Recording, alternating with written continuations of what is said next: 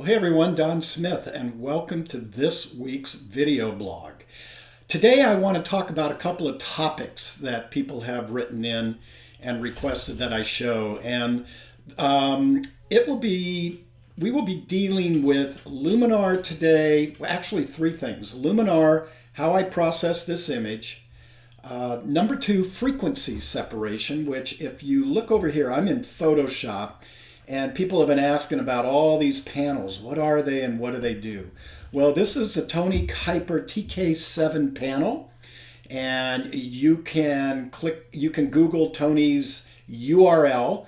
And this is awesome, but it takes a lot of learning. And Tony's teamed up with a photographer named Sean Bagshaw, who produces a series of videos that shows you how to do everything in these panels, and I highly recommend it. He does a great job. But today I'm just going to look at a couple of simple things within the panel, and one of them that you've asked about is frequency separation. I'm going to show you that and how I would use it on this image. And then also just the basic luminosity panel that's right here. What is it? Why do I use it? Those type of questions.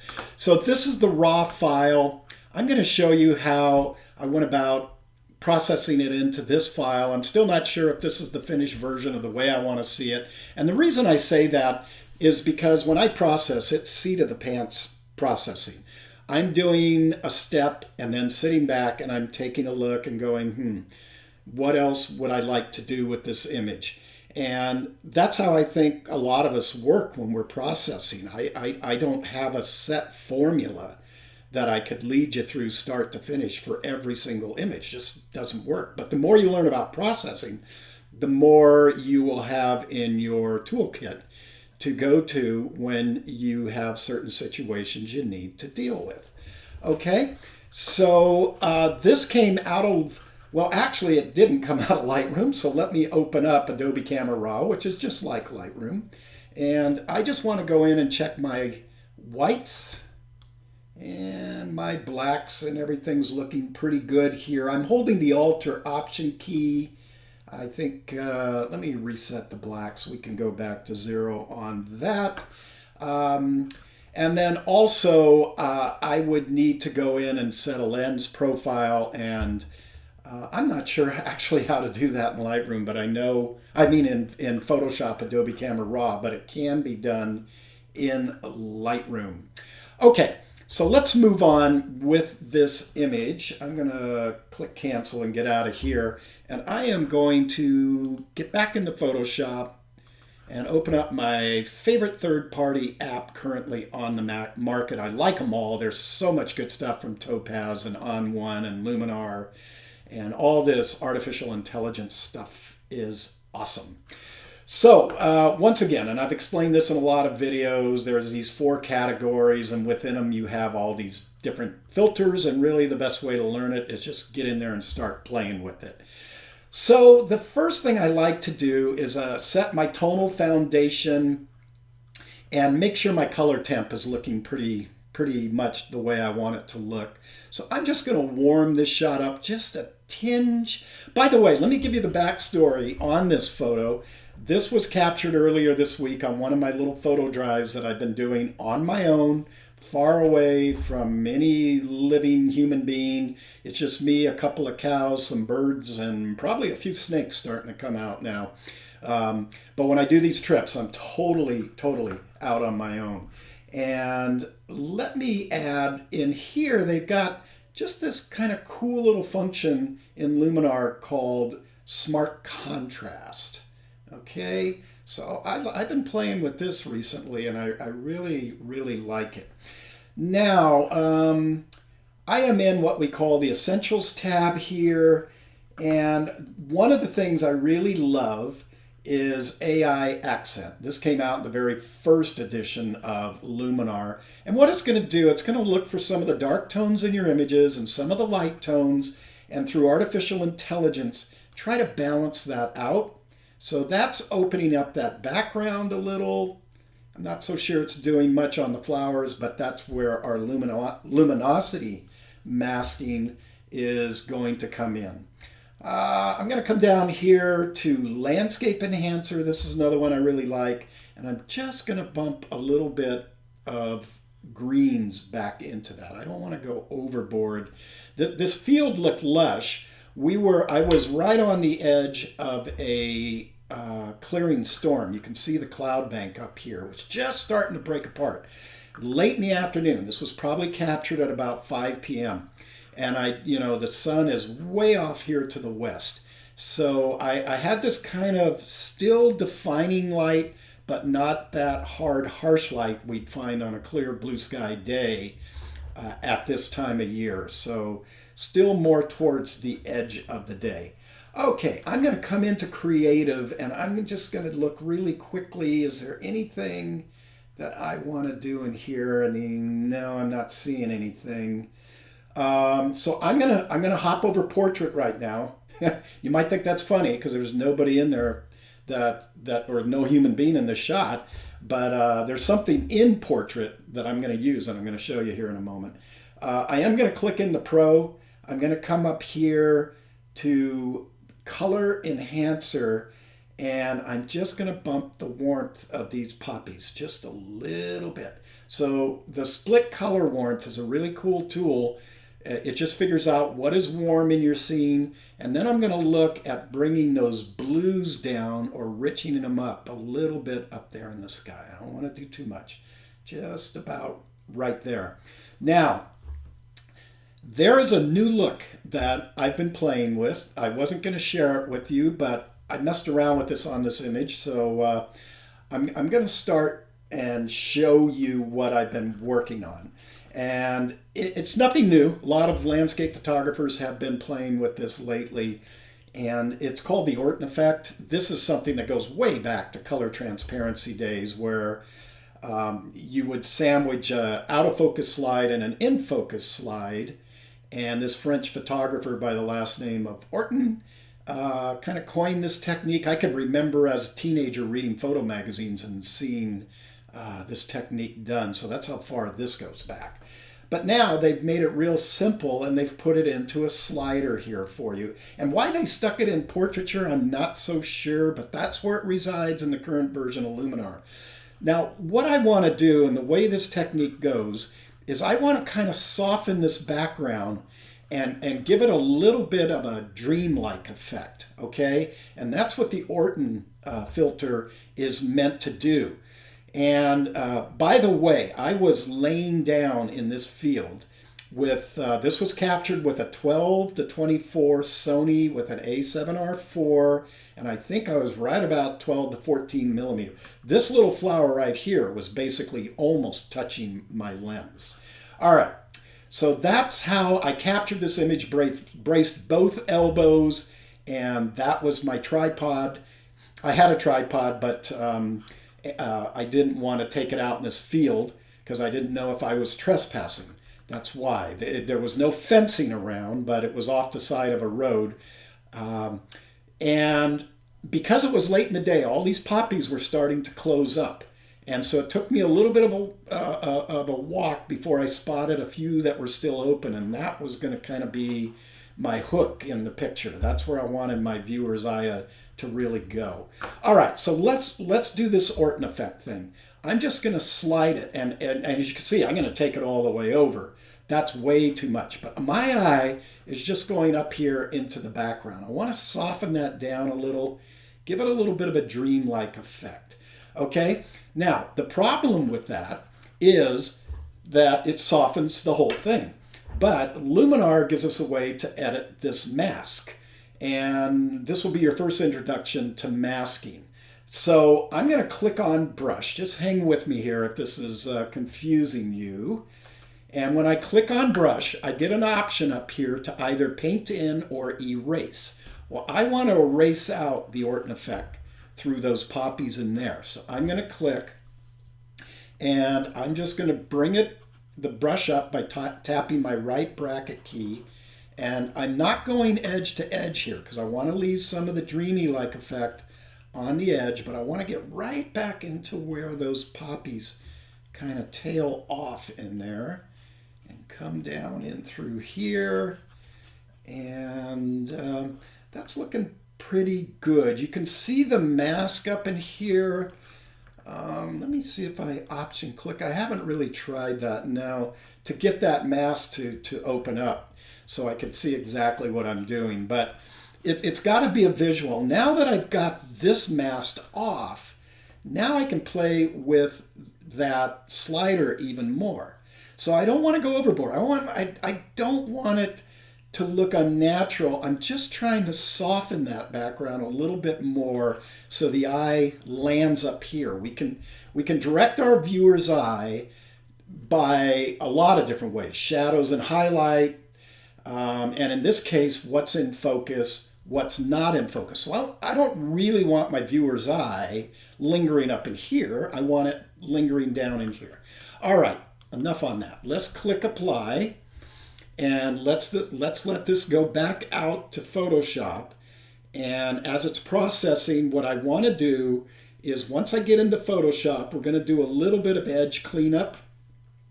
And then I'm going to show you how I go about sharpening this particular image with frequency separation, and then how I tame some of those white flowers down using luminosity masking.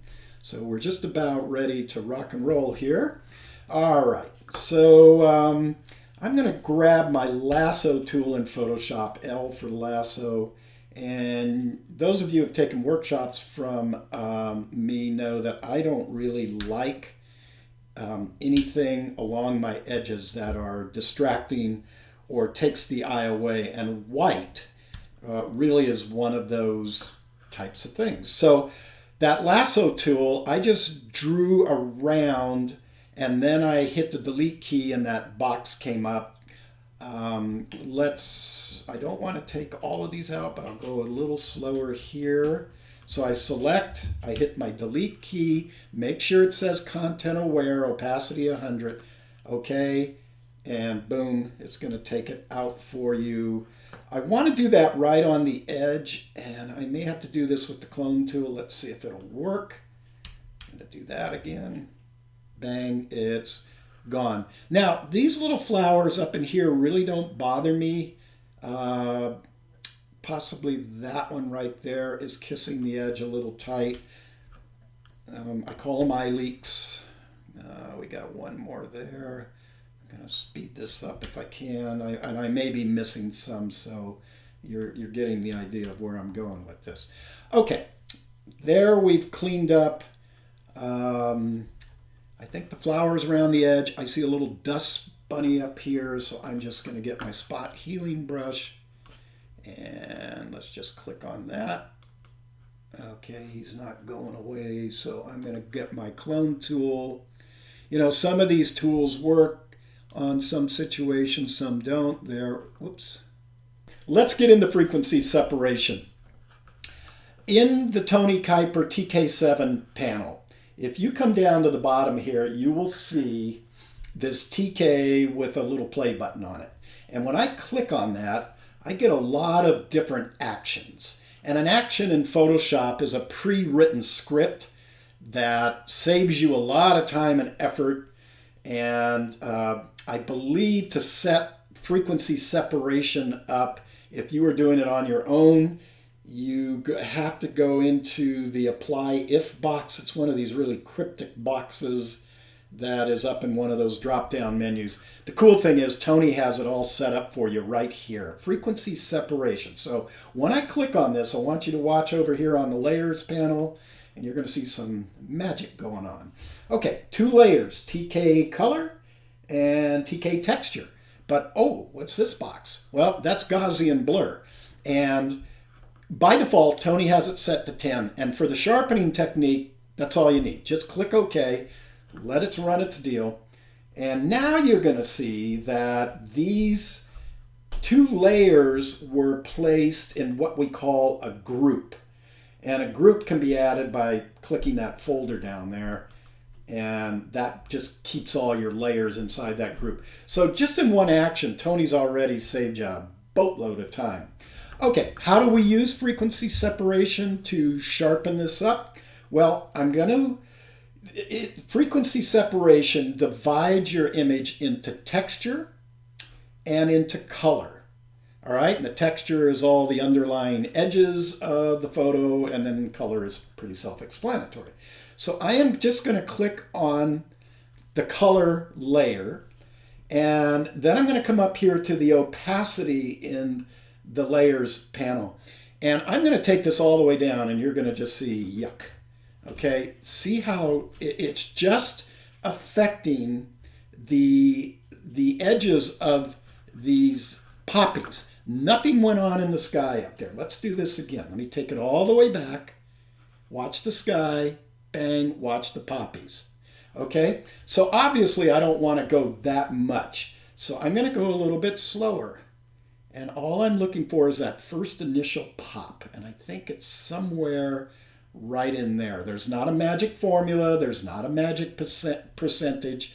It's going to work differently on each image. Now, it did probably sharpen these back a little bit up in there. So what I'm going to do is I'm going to close up the group, and I'm going to come down here and I'm going to add a mask to it. And then I'm going to make sure I have black selected, and I'm going to type B to select my brush tool. And I want to keep this background soft, so I'm going to take the opacity all the way up to 100%, and I'm going to brush that effect away. Any of the sharpening that may have went on up in those trees, and even right there, I'm just going to stay above the poppies. Okay, now here's the mask. You can see the transition. Anything that blacks hides the effect. So in this case, it hid the effect of the frequency separation, and the frequency separation was just applied to the poppies, and I'm just clicking Alter Option on the mask to get back. Okay, we're almost there. Now, the next thing is I want to reopen my image in Adobe Camera Raw. Okay, and you can see that I'm still clipping some color. If I was to come down here, hold the Alter Option key on the white, you're going to see that I'm clipping it. Now, I don't want to take these highlights all the way down. I just think it makes the shot dull, okay? So let's reset these. What I'm going to do is control those highlights through a mask. And let's cancel this because I just wanted to check. So this is where the TK masking comes in. Let me try to explain this as simply as I can. You can see that the masks are divided in lights and darks, and they go from a range of 1 to 6. So what that means, let's strip all the color out of this. I'm gonna just flatten this image down now. Let me bring up a hue saturation so you can see what I'm talking about a little bit better. If I was to convert this just strictly to black and white, okay, this is what the underlying tones of your photos are. They're just simply black and white. We've stripped the color out of there. This is what the masks works on. So let me bring this back up. Let me reset it to 0 because we're going to work on this photo. Okay, and let me trash that layer. So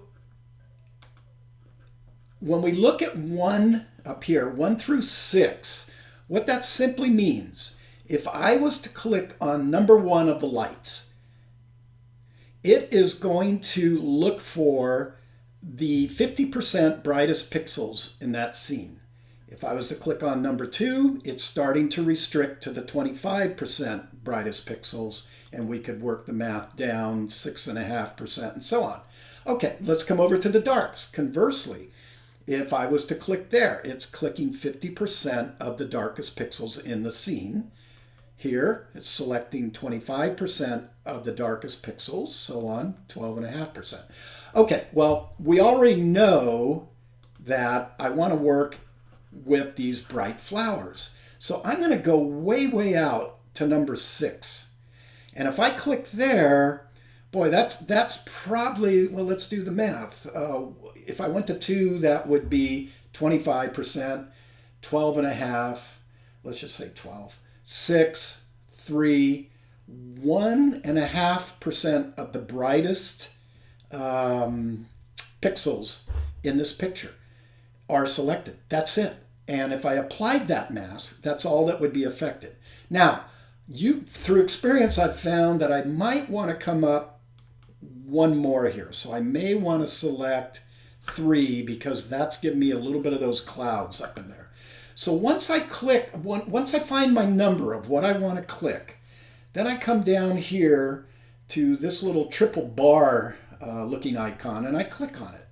And then I get a bunch of selections. Well, you can use levels or curves. I love using curves. And I'm just going to click on curves and the curve box comes up. So now we're back to the picture. And if what the spike is over here, and the reason it's to the right of my histogram is because remember, it's just showing me that mask. That's what's selected. It's showing me the tones in that mask. That's why they're all pushed to the right side. Okay. So let's get out of properties. We'll double click back to get into the curve box. So what I want to do, first I want to bring this picture up, okay? And my eye is going to stay on these bright little flowers here. And I'm just going to come into the middle of the curves. A curves box, if you've never seen it, simply it's a diagonal line. Everything from the midpoint up is representing the height, the brightest tones in your shots. Everything from the midpoint down, the darker tones in your shots. Well, we're working on the brighter points. So I'm just going to click in the middle and I'm going to start to pull down and you're going to see, hopefully, these, if I pull too much, we get into solarization and that's not what I want to do. I'm just trying to knock these tonal values down a little bit on these white flowers and not affect anywhere else in that mask. And I'll usually go a little bit overboard. Okay, you can see what a dramatic bend. In fact, if we turned off this mask, well, okay, I want to disable the mask. Now you can see the ugly effect it would have on this picture. So I want to re-enable the mask. And the reason I go overboard is because we still have this opacity slider here. So I can turn the whole effect off and now I can just bump it back in to taste. And I'm just letting my eye kind of concentrate. I'm actually right up in here on this flower. I'm letting my eye just sort of go right up in here and I can bring this up even more. Okay, and let's take it off. Let's bump it in. Do you see that? I don't want to kill the luminance of those flowers. I just want to try to recapture some of the texture. So right there. So I'm going to return this down now. And I'm going to go ahead and flatten the layer. And that's simply what luminosity masking is all about. I think the last thing I would do on this image is a little bit of burning down. So Tony has a burn and a dodge feature right here. And if you had any darkroom experience, you know that burning simply means to darken, we're going to add light, and dodging would mean to subtract light. So now it's put it on its own layer, burn with black paint. It's set the swatches for me, and it's changed the blend mode to soft light. So all I need to do, I don't want to burn in at 100%. I like to build up the effect. So I usually start at around 17, 20%, somewhere in that range. And I could start painting. Okay, say I was up at 20%. So now if I was to paint again, 21, close enough. If I was to paint again, that would not be another 21%. You have to realize that. That would be 21% of the remaining 79% of the image. Okay, so I don't want to confuse you there. So I just did a little light burn around those edges just to hold the eye in down there. Like I said, I rarely use a vignette because a vignette's going to take in all 4 corners, and I find that rarely in a landscape is there a time that I want all 4 corners burned down. So essentially, gang, that's how I did it.